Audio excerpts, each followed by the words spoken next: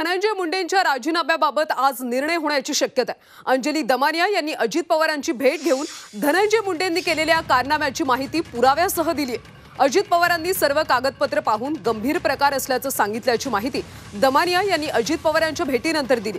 आज अजित पवार आणि मुख्यमंत्र्यांची भेट होणार आहे आणि या भेटीमध्ये धनंजय मुंडेंबाबत निर्णय होणार असल्याची माहिती मिळते।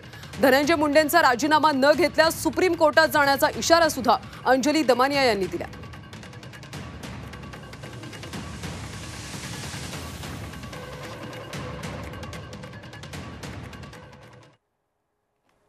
ते सगळेच्या सगळे पुरावे घेऊन मी त्यांना भेटायला गेले।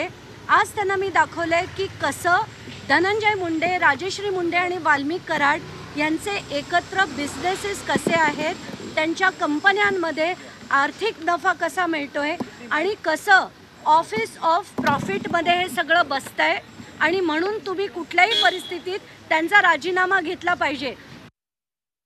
म्हणजे प्रत्येक थर्मल पॉवर स्टेशननी केलेला तो कचरा आहे आणि तो कचरा थर्मल पॉवर स्टेशननी स्वतः पैसे खर्च करून उचलला गेलाच पाहिजे, हा सुप्रीम कोर्टाचा निर्णय आहे। आणि अशा निर्णयाच्या बाबतीत हे डायरेक्ट सरकारशी संलग्न नाही, महानिर्मिती एक वेगळं मंडळ आहे, त्यामुळं मूलतः याच्याशी प्रॉफिट ऑफ बेनिफिटचा बिझनेस विषय कुठे येत नाही।